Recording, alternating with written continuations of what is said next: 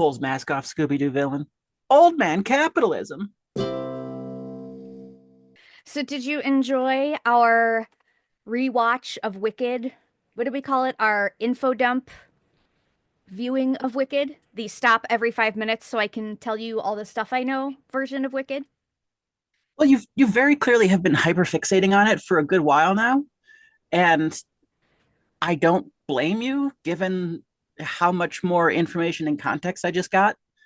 Um, that is a really, really well put together movie. Mm-hmm. Um, and like all really good movies, the more you know about it, the more impressive it is, and the more you like it. Mm-hmm. So It's that's very dense. It's very dense. yeah, But but it's got so enough am I. So humor. It's got enough humor and the songs to like keep me. If you just took the emotional story of Wicked and put it in a movie, I would hate it because that's too much for me. It's too much. But when you couch it in comedy and Broadway songs, then well, I can handle that. So, it's about as much as if it's not Wicked, then the emotional limb I'm willing to go out to right now is basically Red One, the movie with The Rock and Chris Evans, Saving Christmas. That's all I have. Anything that's more serious than that, I can't do right now. So, Wicked is about the only form in which I'm going to get that level of emotional thinking done. it seems pretty reasonable to me. Uh, you know, we're dealing with plenty.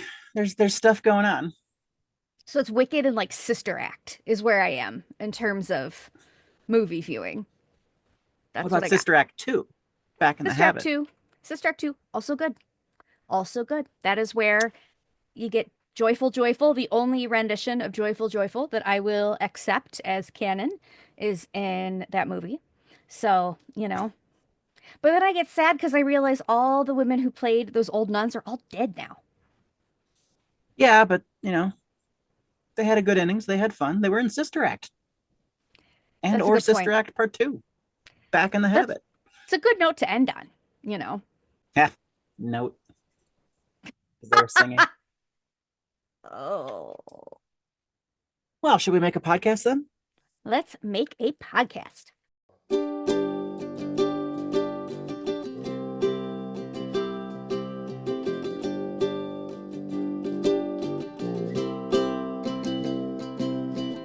Hello and welcome into another episode of Gifted Kid, Messy Adult, a neurodiversity podcast, the show where potential went to die. I'm one of your hosts, Ellie Michaels. I use she, her. I am your other host, Jessica Michaels. I use she, they. And today we're talking about not wanting kids for lots of reasons, but for specifically neurodivergent reasons today. Yeah, this comes to us from the Autism in Women subreddit. And it says, I realize now that I don't really want kids as an autistic woman. Before, I had thoughts already that I didn't want kids due to other reasons, but realizing that I was autistic and in order for me to function well, I shouldn't have a kid. Since kids are loud and messy, the idea of having to take care of them sounds a bit triggering for my sensory issues. I have noise sensitivity issues and get overwhelmed easily by loud noises and lots of stuff everywhere. I don't think I could even handle having a baby in me, let alone birth. Sounds like a sensory nightmare to me. Really don't want to subject a kid to not being allowed to be a kid due to my sensory issues. I also really don't know how to interact with little kids and feel uncomfortable around them. I get confused by how they act. When I tell this to others, they always seem bent on trying to make me want kids. To be fair, I am a young woman. But I don't really see a future with kids, only fur babies. I can only take care of myself and any fur baby. And I thought that was really interesting because we do not have kids. And that was one of the first discussions we ever had because I think, when we got together, I was, in my mid 30s and you were much younger. And it was an important question to talk about. Is this something that could potentially have a future? That's something we needed to be aligned on. And it I definitely relate to this person saying that anytime she mentions these feelings of not wanting to have kids to other people, they feel like it is their job to try to convince you that you're wrong, that you do want to have kids. Which I've always found very interesting. But I have never, for I found out when I was fairly young, that I wasn't physically going to be able to have kids. But that didn't honestly bother me very much because I wasn't really sold on that idea anyway. And I think for a lot of the reasons this poster discussed. So I thought it would be an interesting conversation. I got off kind of easy on that one because up until what 34, I was pretty sure I was a dude. And anytime I said I didn't want kids, people would look at the disaster that was my life and go, "Yeah, that's about right. Just Good this choice. this this person should not like no no no no no yeah, that was among the very few good choices you have made. This is one of them." Um, because as a guy, you don't get that push of like, well, when are you going to settle down and have kids? And then as a trans woman, it's even like farther in reverse of like you shouldn't even be around kids that already exist. So like nobody is pushing for me to have kids at any point in my life. Hmm. Yeah. It's funny because I don't know what level, like, there is no level of disaster that my life has been at where that conversation has stopped. So I'm really wondering at what point somebody has to be at before that conversation, before people do make that judgment and go, ooh, because I didn't hit it, and that is impressive to me. Because I have definitely managed to bottom out a few times where I think it would be wise not to have a kid. But it it was just one of those things like when I was little, I I think part of the confusion is, and part of the reason me not wanting kids surprised people was because, when I was little, I played house like other Mhm. people did, and I would be the mom, and there'd be kids and whatnot. And that sort of looks like, just sort of the natural progression is, this it's part of normal. You play house growing up, and then you get older and you play house for real. And there were a number of times we sort of fooled people into thinking maybe that we were gonna have kids when we weren't. The first is when we got married, and I went from having, a fairly solid stress-induced eating disorder to eating pizza a lot. So we got married and I immediately put on like 20 pounds. And so it took a long time for people to realize that no, that was just bacon. That wasn't a baby. Um, and then we got a dog. And when we got a dog, apparently that's like starter culture, like you get a dog to practice for a kid, apparently. What? Yeah. Yeah. Who So does what? Who does that? I guess when young couples get together, they get a pet first. And then if they can take care of the pet, then, they can have a kid. So it's like I think it was my dad's wife who referred playing house. That's what she said. Playing house. It's playing house. Um, Hmm. yeah. And so I think that people just look at those things and just assume that they are part of a progression that I just never felt beholden to. It just never occurred to me that I would have a kid. But also, you know, I am good with kids, which I think is another thing that was confusing is I'm great with kids. And I love spending time with my sister's kids. And I am a good babysitter, and I'm good with babies. If I don't care, the baby's crying. Some people need to hand a baby back whenever it cries. I don't. I'm totally fine.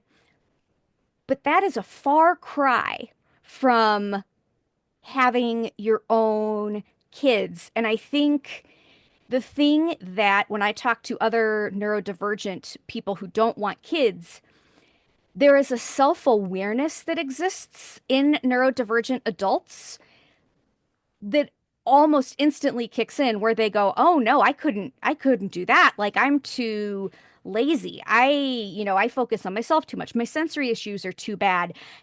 And you almost never hear that type of discussion from neurotypical adults. And I just think it's really interesting. Like, also, there's the part where like you already helped raise a couple of kids. You know, that's my emotional support eldest daughter, or that's my third parent eldest daughter right there. Um, but yeah, no, I really it's so hard to even come up with a single instance of when somebody was like, "You should have kids. You should be in charge of another person." That like what Yeah. like I what do don't you think what do you think qualifies someone to just make another human without their consent? Like, Well, what's so interesting to me about that is I knew very early that, my mom will always tell the story about, there was an adult in my life that I did not particularly always get along with. And I could identify from a very young age, this person makes my life really difficult. And I am exactly like that person. Therefore, I shouldn't have kids because I don't want to subject someone else to that same experience that I am having. That, at pretty young, I was able to, I don't know that I could articulate exactly what those characteristics were, but I knew enough to know that, my pattern recognition skills kicked in and I could recognize a pattern in the making and decided that that wasn't for me. And of course, everybody said, "Oh, you'll grow out of that," or you'll change your mind, or this. And I just never did because I think inherently I knew that these things about me are not necessarily things that I could easily override. Not only that, I don't want to take the chance. So what if I could? Fine. But what if I can't? What if I'm right? But the only mm-hmm, way to find that out is by having a kid. So no, what happens then? I mean, that's like the worst I told you so ever. mm-hmm, Like usually I really like being right, but not in that circumstance. So I think for me it was just never really so it never really bothered me that I didn't get married young.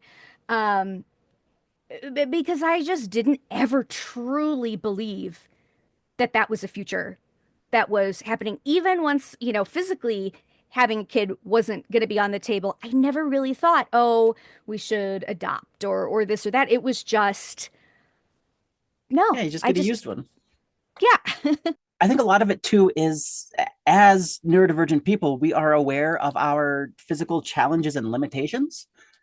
And by the time you're like a full grown adult who, might be considering this, you're aware of how much harder it is to just exist for you than for normal or neurotypical people.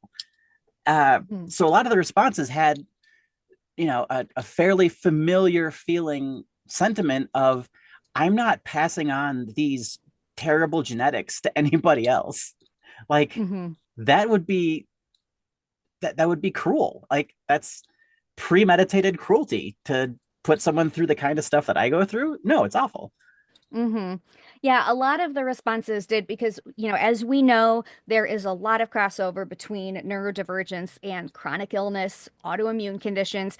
There isn't necessarily a ton of science that says that or explains why, but it's something that we in the community experience anecdotally so much it would shock me at this point to meet somebody who's neurodivergent who says, "Oh, I'm fine." Like, really? I haven't met one yet. Okay. Um, Not a thing. but but I know that there are a host of there are lots of people who aren't neurodivergent but have, health conditions, or there are, I just, there is this idea somehow that when you have a kid, you magically overcome all of these things. Because I've said that to people. I've said, oh, I have a chronic pain condition. It makes it so I don't sleep. So I'm sleep deprived all the time. And I don't think that's good. And they'll say, oh, well, when you have a kid, you'll just be so tired that you'll just, that'll cure your insomnia. Um, Thanks. and, or they're, they this idea that having a kid will conquer all, or that it's just so important to have a kid that focusing on your issues and the things that would be challenging, it's almost, but having a kid is so important that you will make it through whatever challenges you have to make it through because you will want to have a kid, whether it's financial, whether it's physical, whether it's, whatever it is. Parents have to get through a lot of stuff every day, and you will too, because that's just what you do to have a kid, which just never was a thing that made me feel worse, honestly, because what that sounded to me is like everybody else in the world can handle it, but you can't. Hmm. So, this little tired issue that you have, well, everybody has that, but they can love enough, you will love your baby so much that won't bother you anymore. And it's like, so am I just more lazy than other people? Am I too much of a baby about my pain than other people? Do I not love enough to, and that bothered me more than anything, um, in the discussion was because it sounded to me like if you were a good enough person, you'd Hmm. get over it. Yeah, it's a deeply, deeply ableist stance, and it's also built into Compet. I mean, it's you have to Can be. you go through that, like what that is for our listeners who may not be entrenched in that discussion? Oh yeah, compulsory, compulsory. Yeah, Compulsory Com- heteronormativity. there you go. Compulsory heteronormativity. The idea that everybody needs to be straight and married and making babies and working a you know 9 to 5 in a picket fence, where that's just considered the default and the right thing to do, and it's what you should do. And if you ask why, there isn't really an answer. There's Hmm. just well, that's what you do. Well, what if Hmm. that's not for me? Too bad. It's what you should do.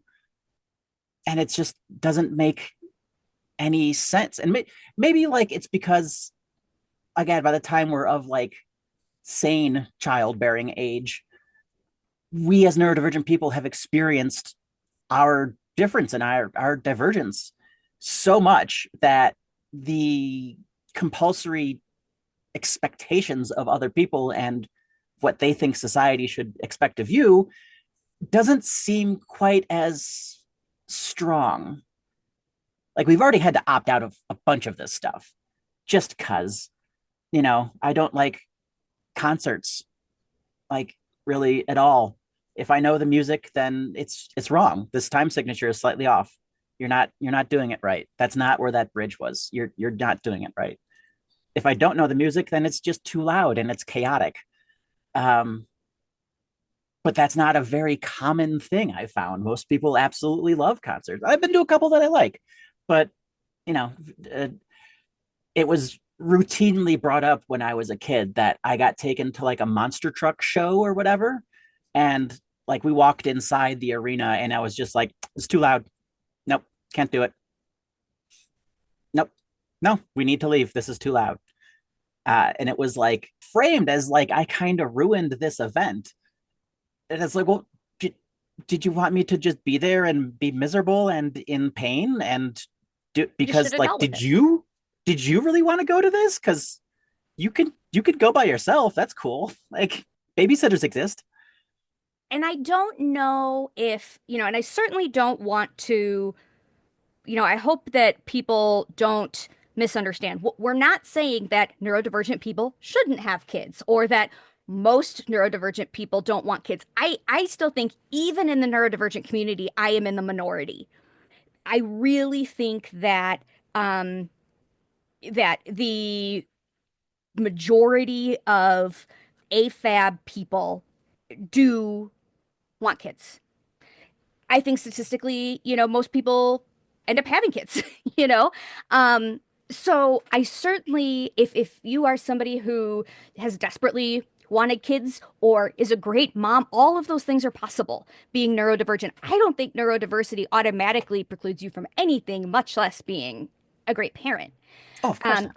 and I think neurodivergent parents are wonderful for neurodivergent kids, especially as we're Hmm. learning more about neurodiversity and about different brains. And so the type of insights that we could give to another generation, I think are fantastic. But I do think, as this autistic woman shared, that there are a significant number of us that don't have this biological clock or this Hmm. maternal this drive to be maternal, and that isn't bad. That doesn't make you less of a human than, for the people who do want to have kids. And I think you mother in other ways. Like I have been the mother of the group of people going to the bar in my 20s, Hmm. or I am, I am a proud dog mom. Now, I don't equate having detritus and having children. Uh, in any way. Like I know They haven't met the tritus. There's a little bit of little bit of labor demanded for there's a little bit, for I our would little say guy. he's high maintenance for a dog. I would say he's low maintenance for a human. He's Oh in a crate God. right now. You can't do that with children. Did you know that? You can't Well, just put their food on the floor. you just can't tell anybody about it, right? Like, No, you cannot put their food on the floor. You can't just give them water in a bowl. They also do not poop outside, the children. Um, and oh yeah, yeah, okay, okay, yeah. okay. So it's you know, I just think that there's a lot of ways to be. And this is another one where there are a significant number of members of our community. And what we could see from the replies to this post is that there are a number of people who don't feel safe necessarily expressing this feeling because they feel bad. They feel monstrous because it is just so assumed and to be so natural that you will want to get married and have babies that if you don't, that's just one more sign from society saying you are not a whole person. You are not a good person. You might not even be a person. And so that's one of those things that people subvert. And there's some heartbreaking stories in here too of people who didn't listen to that voice in their head or who just went along with the program and had kids anyway. And they don't feel connected. Of course, there's also stories of people saying, I didn't think I wanted kids either. I've had kids. It's the best thing I've ever done in my life. And that is great. All of those experiences are valid for sure. But if you are somebody who doesn't feel the drive to have kids, you are not alone and you're not bad. And maybe you can be a kick butt aunt or uncle to some little nibblings somewhere, or you can volunteer somewhere, or there's so many ways to participate, you know, and I think they're all okay. It's I all mean, it's all okay. here's where I say that, well, my closest friend, but one of my closest friends is a neurodivergent parent to a neurodivergent kid, and they are both very happy and fulfilled. And she's an excellent parent. Um, but it's so often framed that if you don't want kids, it's a selfish decision. But this is not about being selfish. This is about being responsible and compassionate and knowing that if this hypothetical person that I'm supposed to be responsible for, if they existed, I would not be able to see to their needs properly. I would not be able to take care of them properly. And it's not like, ooh, I don't want my life to, stop being about partying and rocking and whatever. Like, no, it's my life is already very difficult, and my sensory issues already are quite limiting. If on top of that I had a kid, I think we would both be miserable. And while that's of a benefit to, the therapy business, I don't think it would be of much of a benefit to the kid or to me. So it's really it's constantly framed as this selfish desire, the selfish decision, when it's the exact opposite.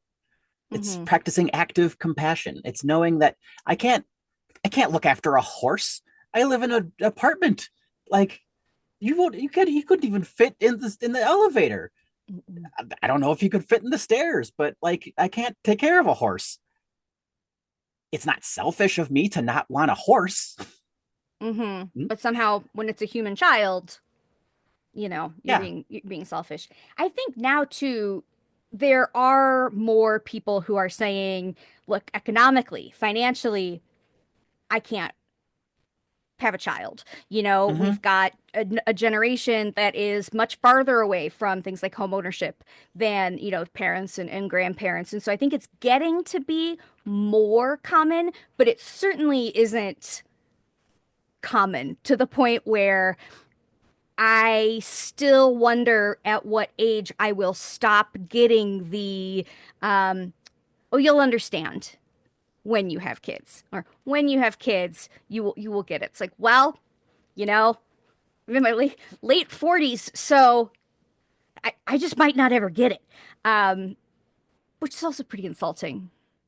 I think when you start telling those people unequivocally of no, no, just no, no, I have made this decision.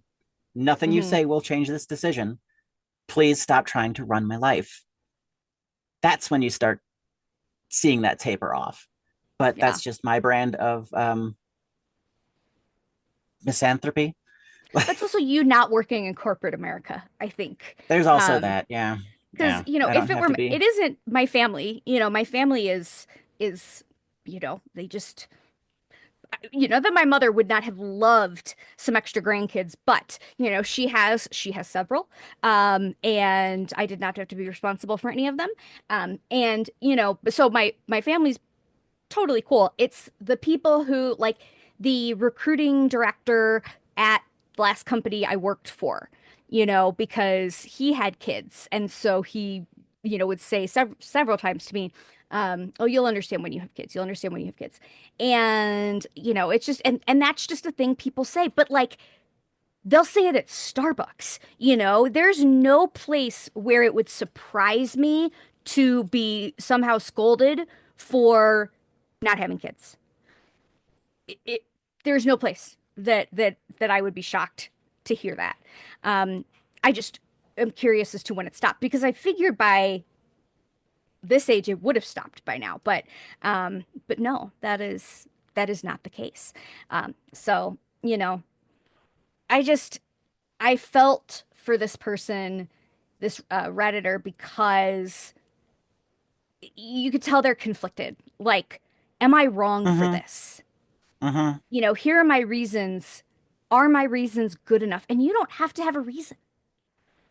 You don't have to have a reason, but I think so many neurodivergent people are so used to their feelings being wrong, and checking in with people and saying, "Should I feel this?" and hearing people go, "No, you should think and feel something different."